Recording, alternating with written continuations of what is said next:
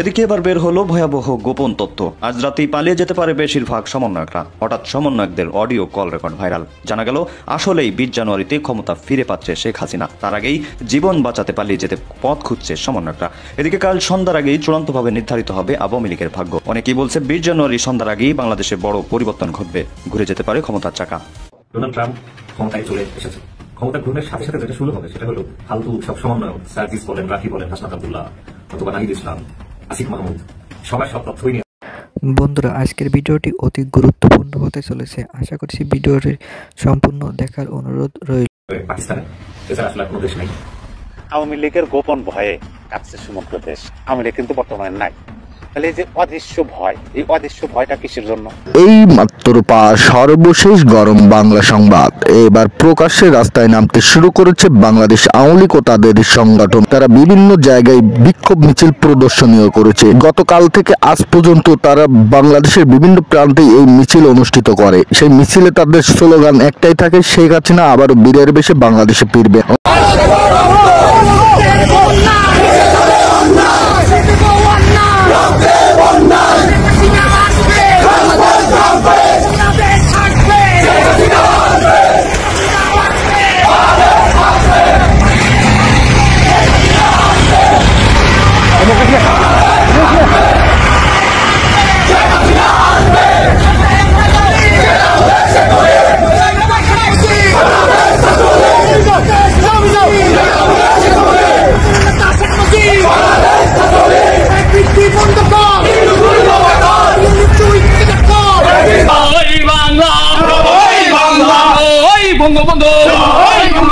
শেখ হাসিনা আসবে, বাংলাদেশ আসবে, বলে রে মুজিব নাই, মুজিব সারা বাংলায়, ইউনুস তুই রাজাকার, এই মুহূর্তে বাংলা চার, সমন্বয়কের দুই গালে, ইউনুসের দুই গালে, ইউনুসের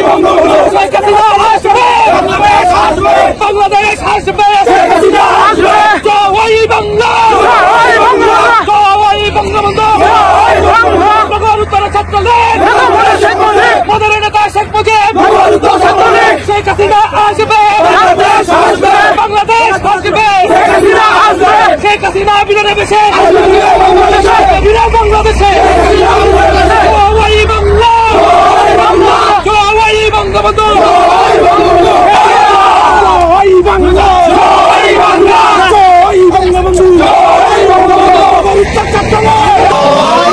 জয় বঙ্গবন্ধু, শেখ শেখ শেখ মুজিব, আজকের এই দিনে পিতা তোমায় মনে পড়ে, আজকের এই দিনে বাংলাদেশের ভয় নাই, বাংলাদেশে কোনো নেত্রী আছে, সেই নেত্রী সবাই বলো, দেখিয়ে দাও শেখ হাসিনা, গোপালগঞ্জে রব উঠেছে, শেখ হাসিনা, শেখ হাসিনা, জয় বাংলা।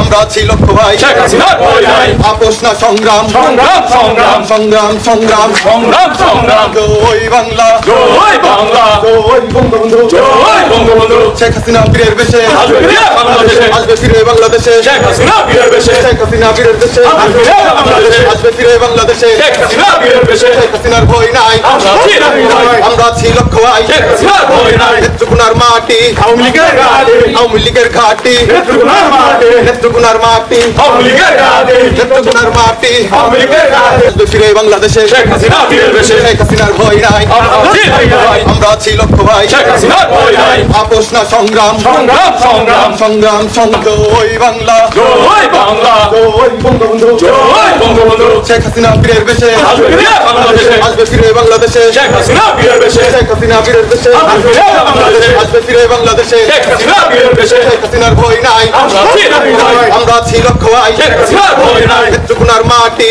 আওয়ামী লীগের ঘাটে আওয়ামী লীগের ঘাটি নেত্রকোনার মাঠে নেত্রকোনার মাটি আওয়ামী লীগের ঘাটে নেত্রকোনার মাটি আওয়ামী লীগের ঘাটে জয় বঙ্গবন্ধু জয় বঙ্গবন্ধু শেখ হাসিনা বীরের বেশে আসবে ফিরে বাংলাদেশে আসবে ফিরে বাংলাদেশে শেখ হাসিনা বীরের বেশে শেখ হাসিনা বীরের বেশে আসবে ফিরে বাংলাদেশে রাত পোহালেই সেই ঐতিহাসিক 20 জানুয়ারি ডোনাল্ড ট্রাম্প আগামীকাল শপথ গ্রহণের মাধ্যমে ক্ষমতায় আরোহণ করছেন। আমেরিকার ক্ষমতা বিশ্বের সবথেকে ক্ষমতাধর দেশের ক্ষমতায় আরোহণ করছেন ডোনাল্ড ট্রাম্প। ডোনাল্ড ট্রাম্প যখন বর্ণাঢ্য শপথ অনুষ্ঠানের মাধ্যমে আমেরিকার রাষ্ট্র ক্ষমতায় অধিষ্ঠিত হচ্ছেন, ঠিক তখন ডোনাল্ড ট্রাম্পের এই রাষ্ট্র ক্ষমতায় অধিষ্ঠিত হওয়া সেটা বাংলাদেশের জন্য কি অবস্থা তৈরি করবে, কিংবা স্পেসিফিক বললে বাংলাদেশের পতিত সরকার আওয়ামী লীগ সরকার আওয়ামী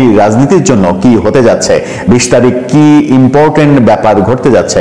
বলছিলাম আমেরিকার নতুন আমেরিকার ক্ষমতা গ্রহণ করছেন আগামীকালকে ডোনাল্ড ট্রাম্প। বর্ণাঢ্য শপথ অনুষ্ঠানে শেখ হাসিনাকে দাওয়াত দেওয়া হয়েছে, এরকম নানা রকমের রিউমার ছড়িয়ে পড়েছিল।